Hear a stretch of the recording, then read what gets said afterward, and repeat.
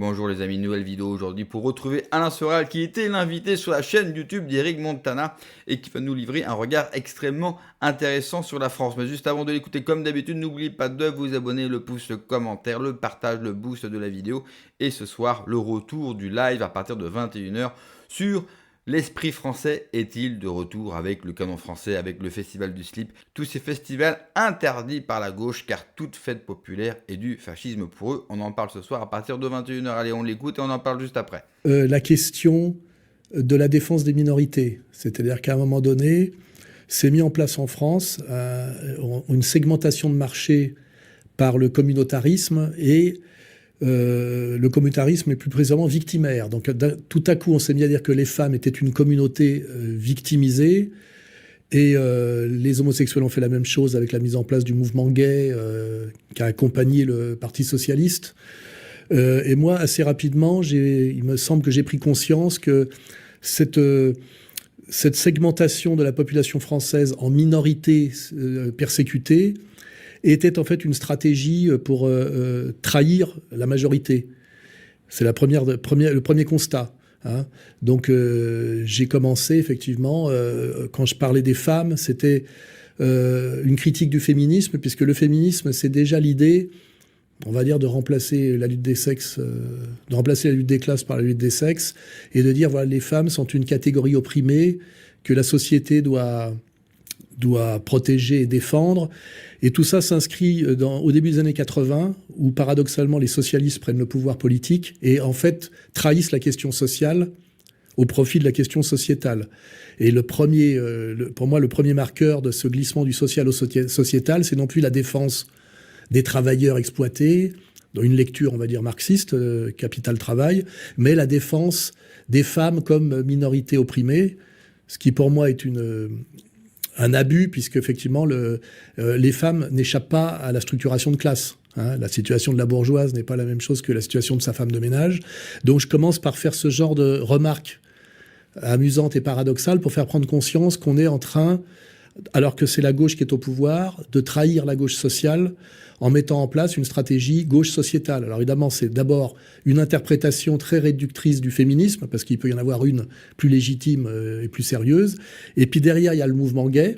Donc je dis, voilà, se faire enculer n'est pas une activité productive, c'est une activité de loisir. Donc je m'amuse à ce genre de punchline qui marche bien et qui sont autorisés à l'époque. Et quand je dis ce genre de choses, les homosexuels aussi ne transcendent pas comment dirais-je, les oppositions de classe. Je veux dire, un PD bourgeois mondain n'a pas les mêmes problèmes dans la vie qu'un PD populaire, prolétaire. Enfin, voilà, c'est des remarques. Je dis à chaque fois, tout ça, c'est pour occulter comment dirais-je, le déterminant social. Et d'ailleurs, très vite, je prends les chiennes de garde dans la gueule, comme par hasard, qui s'organisent à ce moment-là. Après, je prends ACT UP dans la gueule, qui essaye de faire du sida une sorte de Shoah des homosexuels. Et très vite, d'ailleurs, je réfléchis et je me dis, la matrice du communautarisme victimaire, dont tout le monde réclame la jurisprudence, c'est la communauté juive, qui, avec la Shoah, qui explose dans les médias à partir des années 80, c'est un terme qui n'existait même pas dans les années 70. On parlait d'Holocauste. Rappelons que la Shoah est une invention française, hein, c'est le film de Claude Lanzmann, et qu'on passe d'une notion religieuse de châtiment divin à quelque chose qui veut dire catastrophe, c'est-à-dire de quelque chose d'inexplicable. Hein, on est sur cette idée que c'est une catastrophe inexplicable, et surtout qui fait des Juifs une minorité opprimée qui ont droit à comment dirais-je, avec toujours cette idée qu'une minorité opprimée a droit, je dirais presque, à des lois d'exception, c'est-à-dire à être plus protégée que les lois qui existent déjà, puisque je rappelle que même si on n'a pas le droit d'agresser un homosexuel, de toute façon, comme on n'a pas le droit d'agresser un individu dans la rue. Donc on ne voit pas pourquoi, à un moment donné, il faudrait une surprotection pour certaines catégories qui se présentent comme ayant besoin d'être surprotégées parce qu'ayant un déficit historique, hein, c'est-à-dire les homosexuels, surtout en France où il n'y a jamais eu vraiment de persécution politique grave des homosexuels, d'un seul coup disent « nous avons subi des siècles de persécution, donc nous demandons quelque part des réparations et une forme de discrimination positive ».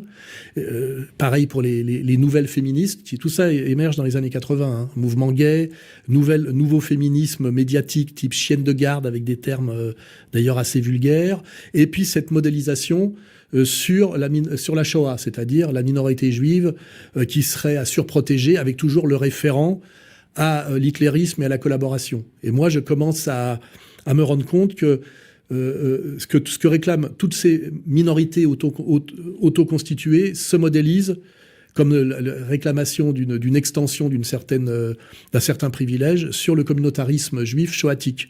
Et donc, mon cerveau travaille tout seul, quoi. Je raisonne et je fais ce genre de commentaires. Et je suis pas tellement contredit sur ce genre de commentaires, mais je m'attire l'hostilité de ce qu'on appelle la communauté juive organisée, qui commence à se dire, ça se passe d'ailleurs en plusieurs temps. On me dit, vous êtes intelligent, c'est intéressant, mais on préfère quand vous parlez des femmes ou de la drague. Enfin, on me fait des appels du pied. Et puis, ça correspond aussi, il ne faut pas oublier, au durcissement de la situation israélo-palestinienne. Hein. Ça correspond à la montée aussi d'une certaine extrême droite israélienne qui prend le pouvoir, faut pas oublier, hein, la tendance Netanyahou. Donc tout ça, on va dire, ça commence en 85 pour moi, cette conscience qui s'exprime. La fin des années 80, les années 90, où faut pas oublier qu'il y a aussi diabolisation des Serbes et destruction de la Yougoslavie, guerre d'Irak, où on fait passer d'un seul coup les Américains poussés par les néoconservateurs, dont le marqueur est également très communautaire, puisque ce sont des anciens trotskistes juifs qui sont passés du mondialisme par le communisme, après le sentiment que l'URSS allait s'effondrer, au mondialisme par la puissance militaire américaine. Hein, voilà. Donc, je me cultive, je comprends tout ça, et au moment du 11 septembre, hein, le post-11 septembre, qui montre du doigt l'Irak qui n'y est pour rien, se met en place une campagne de diabolisation du monde musulman, où on prétend se protéger de l'agressivité d'un monde musulman fantasmé comme unifié, alors qu'en réalité, les Américains, dans une logique néoconservatrice, commencent un néocolonialisme, c'est-à-dire agressent et détruisent des régimes politiques, notamment l'Irak pour commencer, dont je découvre en réalité qu'ils sont très hostiles, ce sont des nationalismes arabes très hostile à Israël, et qu'en réalité, ce calendrier de néocolonial, de destruction de nations arabes présentées comme des dangers de conquérants islamistes correspond aussi à un calendrier qui est le calendrier israélien, ce qu'on appelle la logique déjà du Grand Israël, qui aujourd'hui d'ailleurs l'avoue, mais à l'époque, je comprends que c'est ça qui est en place, et donc je me retrouve de plus en plus critique avec à la fois la communauté juive organisée sur la question de la Shoah qui devient, l'étalon moral qui permet de tout juger, alors que quand même la guerre est bientôt finie depuis plus de 70 ans et qu'il y a quand même d'autres conflits, notamment le conflit proche-oriental et moyen-oriental. Et donc je me trouve en but et avec la communauté juive organisée française sur la notion de Shoah, donc ce qu'on appelle le CRIF, hein, qui d'ailleurs à cette époque-là commence à organiser de manière de plus en plus dominatrice un dîner annuel du CRIF qui prétend être un dîner républicain, alors que c'est une communauté qui représente moins de 1% de la population française, qui dicte sa loi à la République française. On ne sait pas trop au nom de quelle légitimité. Donc tout ça s'accumule dans ma tête, et je suis quelqu'un qui, au lieu de se dire que c'est dangereux d'en parler, se dit que c'est le sujet dont il faut avoir le courage de parler. Donc plus j'en parle, plus je suis marginalisé. Je ne suis pas tellement contesté dans mon discours. En fait, je suis plutôt... on m'invite moins, on me fait comprendre que si je veux être invité, il faut que je change de sujet. On m'approche, hein. Donc il y a la carotte et le bâton. Et puis... si je continue, à un moment donné, il y a encore un phénomène très marquant, c'est la rencontre avec Dieudonné, où là, ce travail critique, qui était un travail personnel, devient je dirais presque une sorte d'organisation qui s'appelle la fraternelle du théâtre de la Main d'Or. Et là, j'entre malgré moi dans un combat politique collectif auquel j'ai pas spécialement pensé, mais ça se fait parce qu'en réalité, je pense que ce que je dis est fondé... est raisonnable et moral, et que je ne veux pas me taire, et je ne veux pas, en plus, comme on me menace un peu, on me traite mal, entre guillemets, je me révolte, et ça finit effectivement, si je continue à cette progression, ça finit à la fin à mon commentaire sur le 7 octobre, Il y a quand même le 7 octobre, il y a l'affaire Epstein, c'est quand même des choses qui font sens. Et moi, à force de faire ces commentaires que j'estime absolument nécessaires, je me retrouve multicondamné. Alors au début à la 17e, hein, c'est du droit de la presse, donc pour délit d'opinion. Et puis ça s'aggrave encore, puisque récemment, je me retrouve à la 16e, accusé d'être à la tête de la pieuvre iranienne en France. Et je prends une condamnation à 2 ans supplémentaires de prison ferme avec mandat d'arrêt, et où on essaye de me faire passer dans apologie de terrorisme et même soutien au terrorisme, en espérant que le mot terrorisme puisse déclencher, par exemple, Interpol. Parce qu'il y a un projet derrière.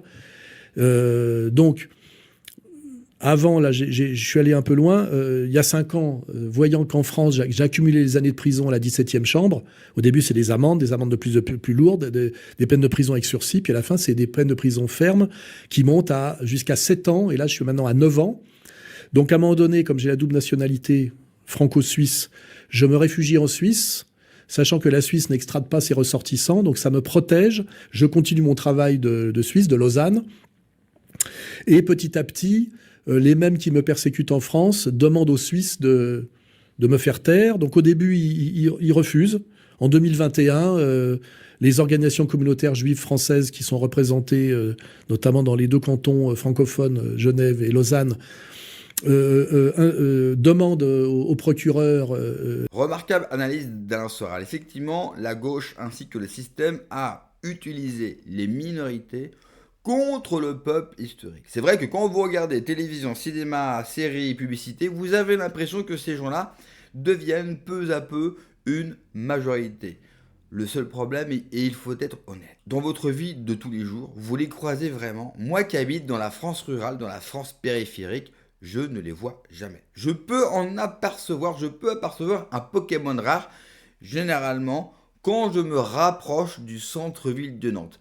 Sinon, ils sont minoritaires. Mais l'enjeu du système, c'est de faire croire aux gens que c'est la nouveauté et que tous les gens qui ne se plieront pas, bien sûr, à ces idéologies, eh bien, sont des vilains fascistes. Ensuite, il parle du féminisme. Le féminisme, c'est une des raisons de la destruction de l'Occident. Pourquoi ? Parce que c'est venu stopper le modèle que nous avons eu depuis toujours. Ça a détruit les familles et cela a fait chuter la natalité. Ensuite, pour terminer, que Soral est obligé, ou a été obligé plutôt, de s'exiler en Suisse et aujourd'hui d'être en Russie parce qu'on lui interdit la liberté de s'exprimer, c'est tout simplement honteux.